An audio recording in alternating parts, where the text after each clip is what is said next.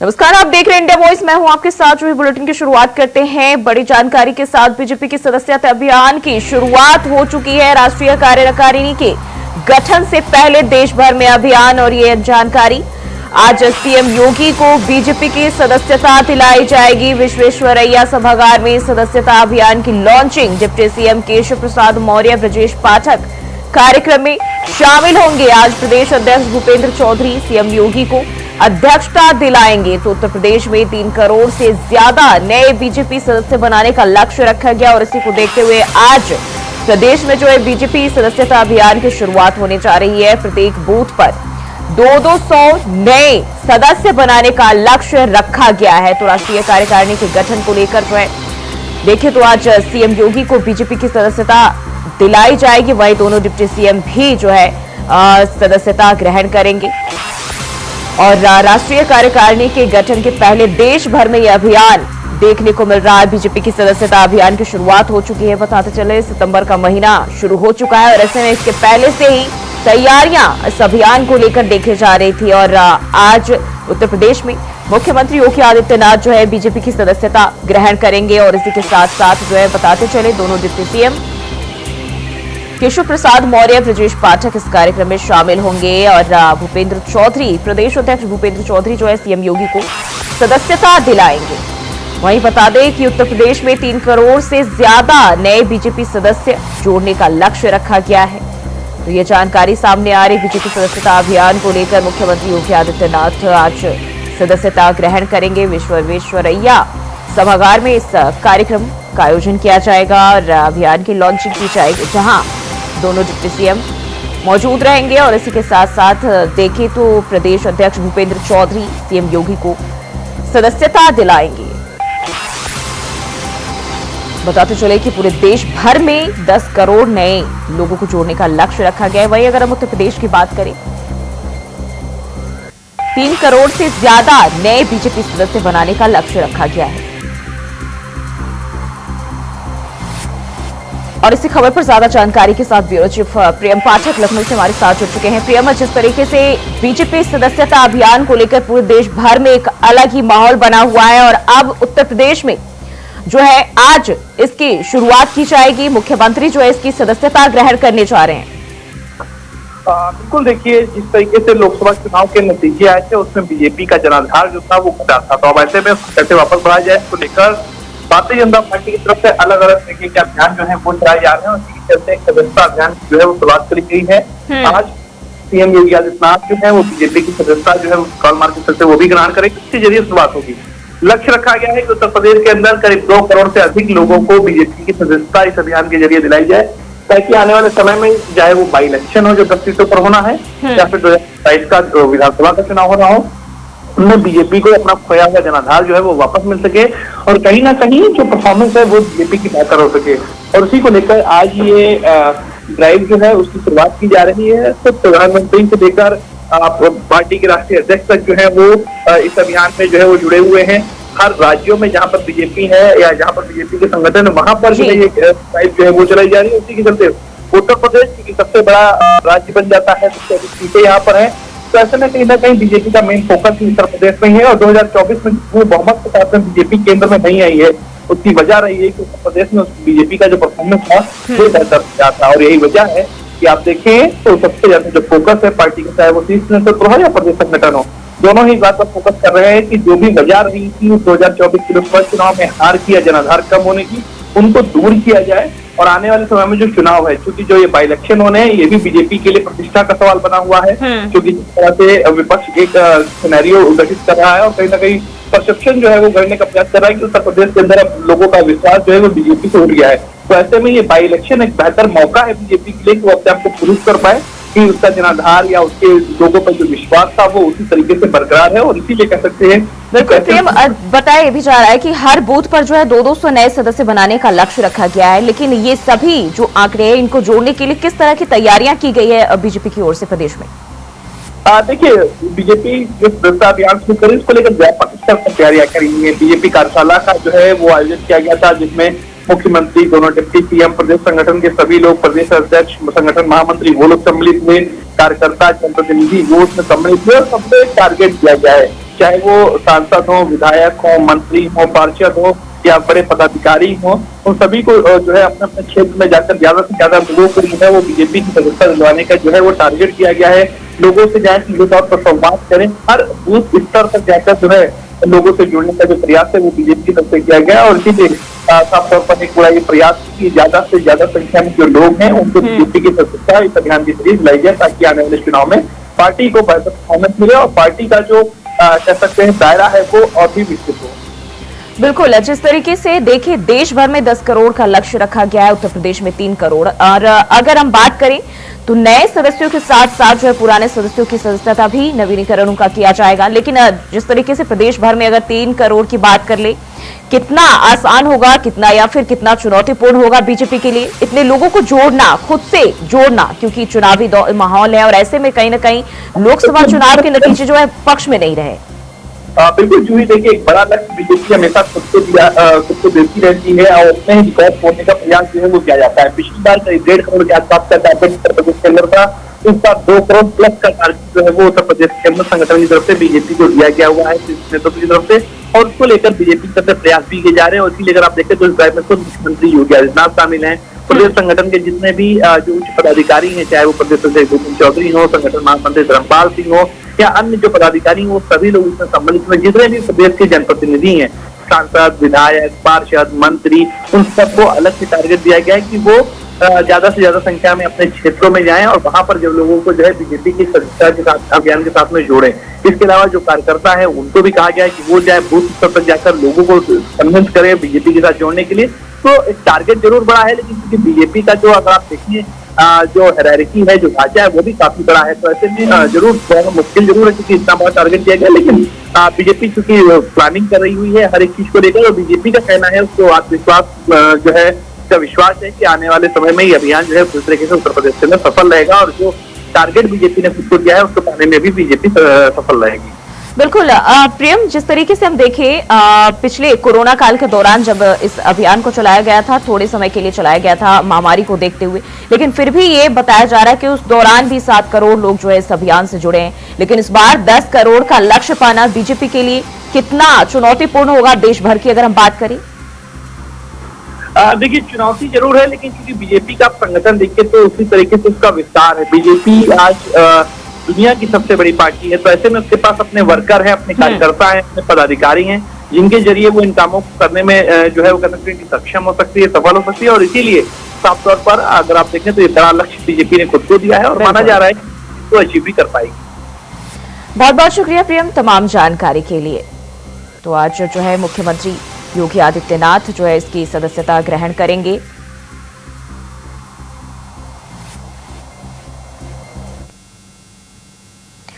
और वहीं जानकारी सामने आ रही है जम्मू कश्मीर चुनाव को लेकर, तो चुनाव के लिए बीजेपी की चौथी सूची जारी कर दी गई है। बीजेपी ने 6 और प्रत्याशियों का ऐलान कर दिया है। लाल चौक से इंजीनियर एजाज हुसैन को टिकट दिया गया है। ईदगाह सीट से आरिफ राजा बीजेपी प्रत्याशी बनाए गए हैं। खान साहिब से अली मोहम्मद मीर बीजेपी प्रत्याशी चुने गए हैं और इसी के साथ चरारे शरीफ से जाहिद हुसैन बीजेपी के प्रत्याशी बनाए गए हैं। नौशेरा सीट की बात कर ले तो रविंदर रैना बीजेपी के प्रत्याशी होंगे। राजौरी सीट से विबोध गुप्ता को प्रत्याशी बनाया गया है। तो ये जानकारी सामने आ रही जम्मू कश्मीर चुनाव को लेकर। और अब जो है चुनाव के लिए बीजेपी ने चौथी लिस्ट जो है जारी कर दी है और 6 प्रत्याशियों का ऐलान किया गया है। तो ये जानकारी जम्मू कश्मीर चुनाव के लिए बीजेपी की चौथी लिस्ट जारी करने को लेकर है, जिसमें 6 नए प्रत्याशियों के नाम सामने आए हैं। लाल चौक से इंजीनियर एजाज हुसैन और ईदगाह सीट के जो है उम्मीदवार बनाए गए हैं आरिफ रजा बीजेपी प्रत्याशी। और वहीं अगर देखें तो खान साहिब से अली मोहम्मद मीर बीजेपी के उम्मीदवार चुने गए हैं। चरारे शरीफ से जाहिद हुसैन, नौशेरा सीट से रविंदर रैना बीजेपी के उम्मीदवार चुने गए हैं। तो चुनावी रण में इस बार जो है बीजेपी ने इन रणबांकुरों को उतारा है। और देखें तो रैना बीजेपी के लिए प्रत्याशी बनाए गए, रविंदर रैना नौशेरा सीट से। वहीं राजौरी सीट की बात कर ले तो विबोध गुप्ता बीजेपी के उम्मीदवार बनाए गए हैं। तो 6 नए प्रत्याशियों का ऐलान किया गया है। बीजेपी की ओर से चौथी लिस्ट जारी कर दी गई है। तो देख ले जिस तरीके से कई राज्यों में चुनाव होने और ऐसे में सियासी सुगबुगाहट काफी तेज हो रही है। तमाम पार्टियां पूरी जोर शोर से जुटी हुई है और अब जो है बीजेपी की ओर से चौथी लिस्ट उम्मीदवारों की जारी कर दी गई है। 6 नए उम्मीदवारों के नाम।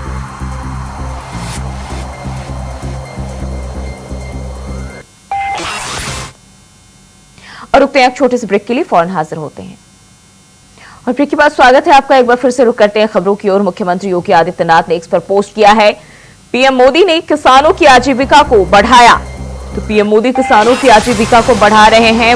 मुख्यमंत्री योगी आदित्यनाथ ने ये एक्स पर पोस्ट करके जानकारी दी है। किसानों की आजीविका बढ़ाने को लेकर निवेश को मंजूरी दी गई है। उनकी आय को बढ़ावा देने के लिए भी मंजूरी मिली है। निवेश के साथ साथ प्रमुख पहलों को भी मंजूरी दी गई है। सीएम योगी आदित्यनाथ ने ट्वीट करके अपने सोशल मीडिया अकाउंट एक्स पर पोस्ट किया है और बताया कि 13,966 करोड़ के कुल निवेश, 7 प्रमुख पहलों को मंजूरी दी गई है। ये योजनाएं डिजिटल कृषि को बढ़ावा देंगी और इस पहल के लिए प्रधानमंत्री का धन्यवाद भी मुख्यमंत्री ने जताया है। तो लखनऊ से ये जानकारी मुख्यमंत्री योगी आदित्यनाथ ने ट्वीट किया है, जहां उन्होंने ये भी कहा कि निवेश के साथ साथ प्रमुख पहलों को मंजूरी मिली है। 13,966 करोड़ के कुल निवेश, 7 प्रमुख पहलों को मंजूरी मिली है। इसके साथ ही उन्होंने कहा कि योजनाएं डिजिटल कृषि को बढ़ावा देंगी और इसके लिए पीएम मोदी का आभार भी जताया।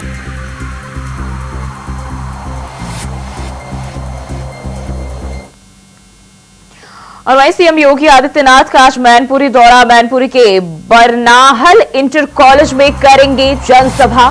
सीएम युवाओं को टैबलेट और स्मार्टफोन भी वितरित करेंगे। सीएम सहित बीजेपी के कई बड़े दिग्गज नेता होंगे शामिल। उपचुनाव को लेकर सीएम का कार्यक्रम, ये अहम जानकारी सामने आ रही है और सीएम सहित बीजेपी के कई बड़े दिग्गज नेता इस दौरान मौजूद रहेंगे, जहां मुख्यमंत्री युवाओं को टैबलेट और स्मार्टफोन का वितरण करेंगे। मैनपुरी के बरनाहल इंटर कॉलेज में जनसभा करेंगे। तो सीएम योगी आदित्यनाथ का आज मैनपुरी दौरा, जहां बरनाहल इंटर कॉलेज में जनसभा का आयोजन किया जा रहा है और मुख्यमंत्री योगी आदित्यनाथ युवाओं को संबोधित करेंगे, जहां इस दौरान जो है सीएम टैबलेट और स्मार्टफोन भी वितरित करेंगे।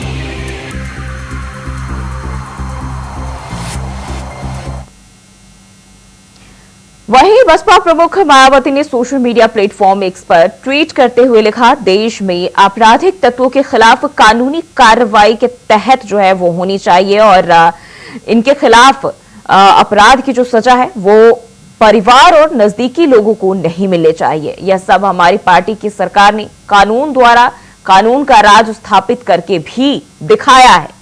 तो मायावती का ये पोस्ट है और कानून के तहत कार्रवाई होने के लिए उन्होंने पोस्ट किया अपने social media account tweet x पर जो है ट्वीट किया और उन्होंने कहा कि अपराध की सजा परिवार और किसी नजदीकी जो लोग हैं उन्हें ना मिले, जो अपराधी है उन्हें मिले।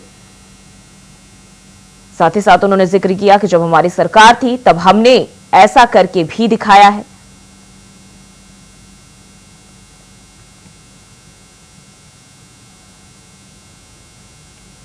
वहीं पत्रकारों की सुरक्षा और आदि के संबंध में डीजीपी मुख्यालय से पत्र जारी हुआ। पत्रकारों की सुरक्षा और समस्याओं का समाधान उत्तर प्रदेश के पुलिस महानिदेशक ने समस्त पुलिस आयुक्तों, वरिष्ठ पुलिस अधीक्षकों और पुलिस अधीक्षकों को निर्देश कर जारी किया है, जिसमें पत्रकारों की सुरक्षा और उनकी समस्याओं के समाधान के लिए दिशा निर्देश दिए गए हैं। निर्देश में कहा गया कि पत्रकारों को समुचित सुरक्षा प्रदान की जानी चाहिए और उनके साथ शिष्ट व्यवहार किया जाना चाहिए। इसके अलावा पत्रकारों की समस्याओं के निराकरण के लिए एक सक्षम अधिकारी को नामित किया जाना चाहिए। निर्देश में यह भी कहा गया है कि पत्रकारों की जीवन भय के दृष्टिगत समुचित सुरक्षा व्यवस्था की जानी चाहिए और उससे शिष्ट व्यवहार किया जाना चाहिए।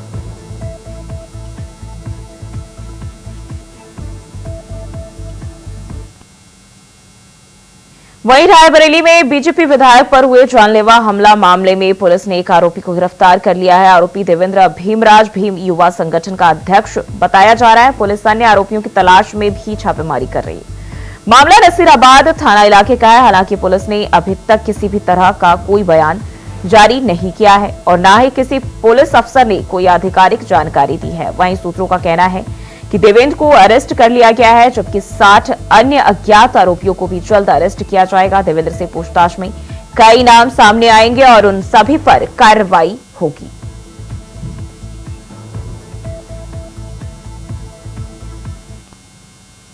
वहीं रायबरेली में कानून व्यवस्था की स्थिति को लेकर कई सवाल उठ रहे हैं। रायबरेली के मिलेरिया थाना इलाके में एक व्यक्ति पर कुछ दबंगों ने फायरिंग कर दी। मामला पुरानी रंजिश का बताया जा रहा है। गनीमत रही कि गोली शख्स के हाथ पर लगी। वहीं मामले की सूचना पाकर पुलिस मौके पर पहुंची और घायल को जिला अस्पताल में भर्ती कराया गया।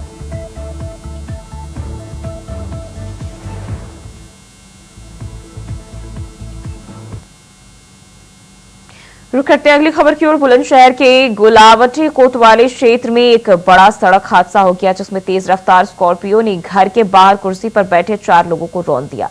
इस हादसे में एक युवक की मौत हो गई और 3 गंभीर रूप से घायल भी हुए हैं। ये पूरा हादसा घर के बाहर लगे सीसीटीवी कैमरे में कैद हो गया। सभी घायलों को हायर मेडिकल में भर्ती वो कराया गया। हादसे के बाद स्कॉर्पियो सवार कार सहित मौके से फरार हो गया।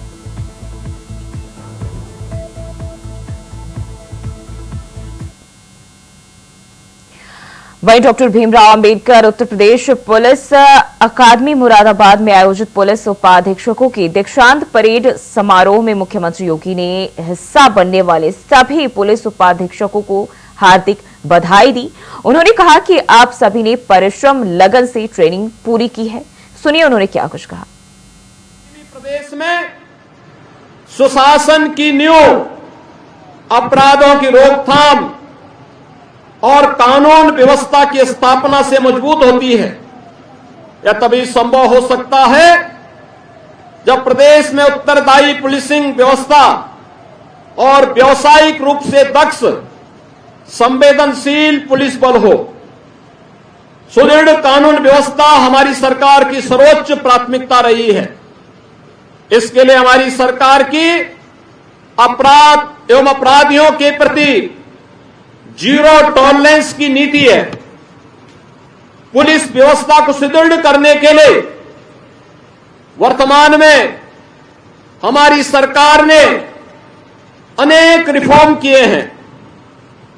पुलिस का आधुनिकीकरण किया है। पिछले 7 वर्ष में पुलिस बल में नई भर्तियों को लेकर के संसाधनों की उपलब्धता में अपार वृद्धि हुई है। अभी हाल ही में आपने देखा होगा कि उत्तर प्रदेश में 60,200 से अधिक पदों पर चयन की प्रक्रिया को आगे बढ़ाते हुए लिखित परीक्षा सफलतापूर्वक सकुशल संपन्न की गई। पिछले 7 वर्षों के दौरान पुलिस प्रशिक्षण की क्षमता को भी 3 गुना से अधिक बढ़ाने में सफलता प्राप्त हुई है।